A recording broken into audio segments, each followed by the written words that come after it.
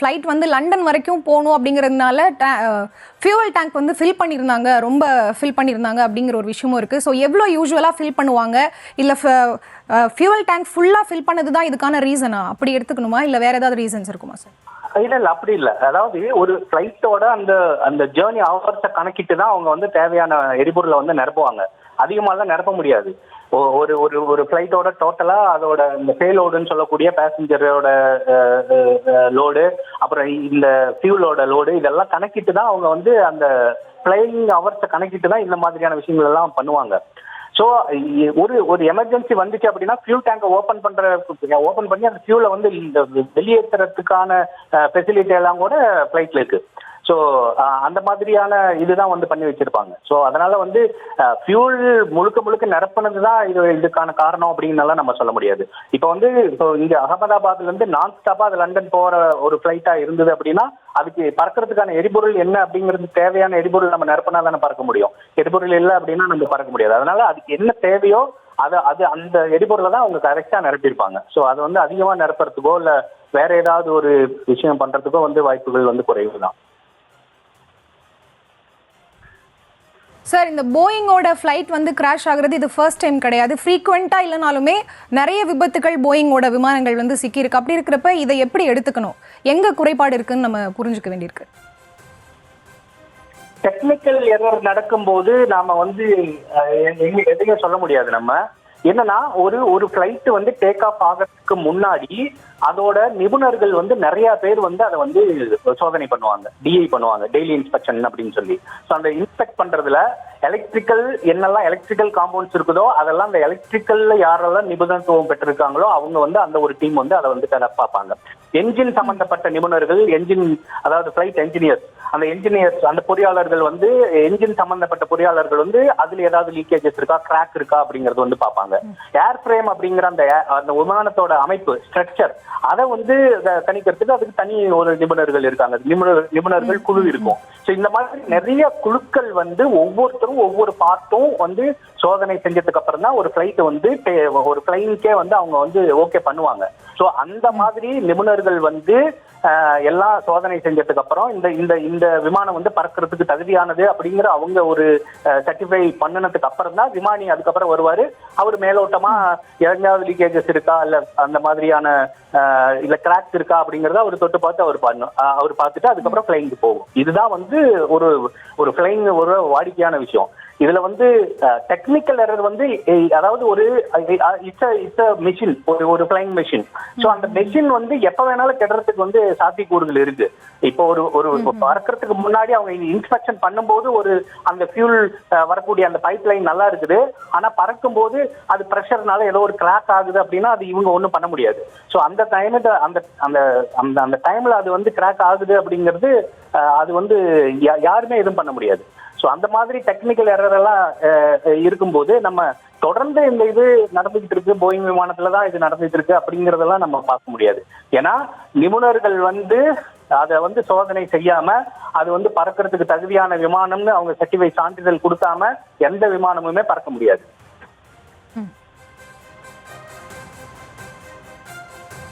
Sir, இப்போ நீங்கள் தான் சொல்லியிருக்கீங்க விமானம் வந்து டேக் ஆஃப் ஆகிறதுக்கு முன்னாடியே அது ப்ராப்பராக வந்துட்டு எல்லாமே செக் பண்ணி அது குவாலிஃபை பண்ணி தான் வந்து டேக் ஆஃப் பண்ணவே அலோவ் பண்ணுவாங்க அப்படின்னு சொல்லியிருக்கீங்க. அதையும் மீறி இப்படியான டெக்னிக்கல் எரர்ஸ் நடக்கிறது எத்தனை சதவீதம் வந்து நம்ம எடுத்துக்கணும்? இது 100ல ஒரு என்ன சொல்ல வருது, ஒரு 0.005% எரர் தான் இதை நம்ம எடுத்துக்க முடியும். அதுவே எனக்கு தெரிஞ்சு அதிகம் தான். ஸோ எனக்கு தெரிஞ்சு 100% அக்யூரசியில தான் அவங்க வந்து ஒவ்வொரு என்ஜினியர்ஸுமே அவங்கவுங்களுக்கான துறையில வந்து அவங்க கண்டிப்பா 100% அக்யூரசியில தான் எடுப்பாங்க.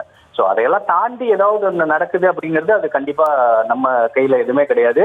ஸோ ஒரு ஃபியூல் போற பைப் லைன் கிராக் ஆகுது, இல்லை அந்த ஏர் ஃப்ரேம்ல ஏதாவது ஒரு கிராக் ஆகுது, இல்லை என்ஜின்ல வந்து ஏதோ ஒரு லீக்கேஜஸ் வருது அப்படிங்கும்போது அது வந்து யாருமே எதுவுமே பண்ண முடியாத சூழல்.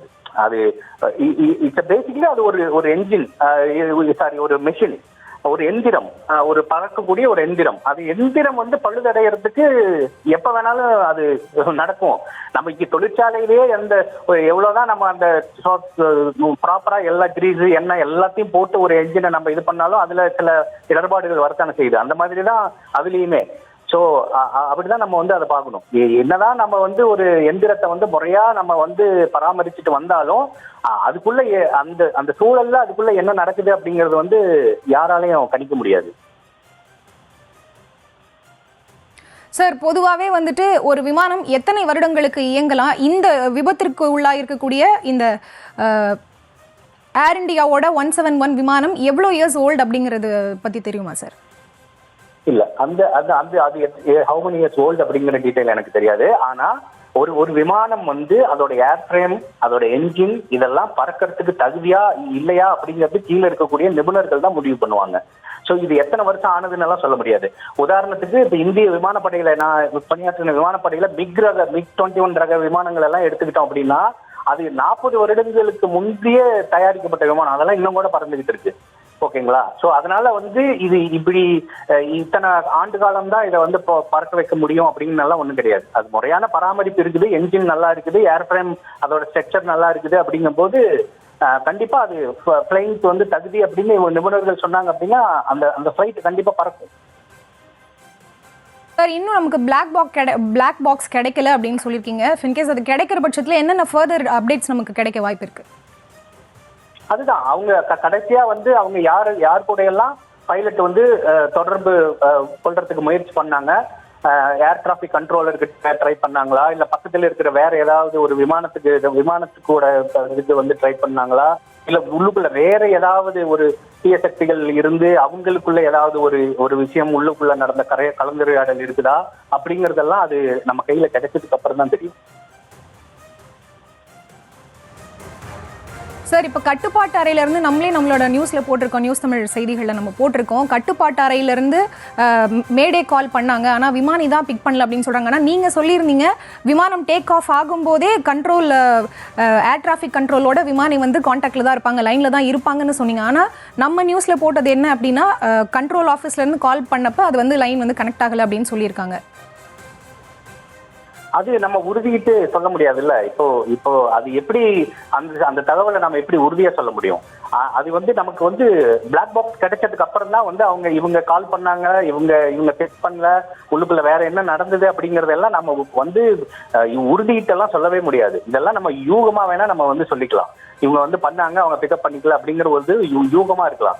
நமக்கு உறுதியிட்ட தகவலா வந்து நமக்கு எப்ப நம்மளால சொல்ல முடியும் அப்படின்னா பிளாக் பாக்ஸ் கிடைச்சதுக்கு அப்புறம் தான், கருப்பு பெட்டி கிடைச்சதுக்கு அப்புறம் தான் அதுல நடந்திருக்கக்கூடிய அந்த உரையாடல்களை வச்சுதான் நம்ம எதையுமே உறுதியிட்டு சொல்ல முடியும். அதுக்கு முன்னாடி நம்ம வந்து இவங்க ஏர் டிராபிக் கண்ட்ரோல் ரூம்ல இருந்து பண்ணாங்க, அவங்க பிக் பண்ணல அப்படிங்கறதெல்லாம் நம்ம யூகமா தான் நம்ம சொல்ல முடியும்.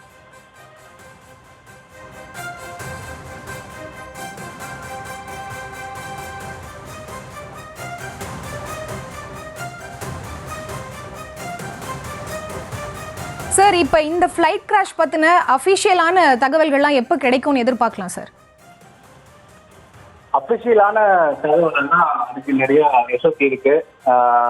அது முறையா வந்து இது இப்ப என்எஸ்ஜி உள்ள வந்திருப்பாங்க, நேஷனல் செக்யூரிட்டி கார்ட்ஸ் வந்திருப்பாங்க, அப்புறம் இதுல நிபுணத்துவம் பெற்ற என்ஜினியர்ஸ் எல்லாம் வந்திருப்பாங்க, நிபுணத்துவம் பெற்ற பைலட்ஸ் வந்திருப்பாங்க. நிறைய பேர் இதெல்லாம் வந்துட்டு அவங்க எல்லாம் ஆராய்ச்சி பண்ணி அதுக்கப்புறம் அவங்க ஒரு எஸ்ஓபி அப்படிங்கிறது வந்து கொடுத்ததுக்கு அப்புறம் தான் நமக்கு வந்து உறுதியிட்ட தகவல், இறுதியான தகவல் நமக்கு கிடைக்கும்.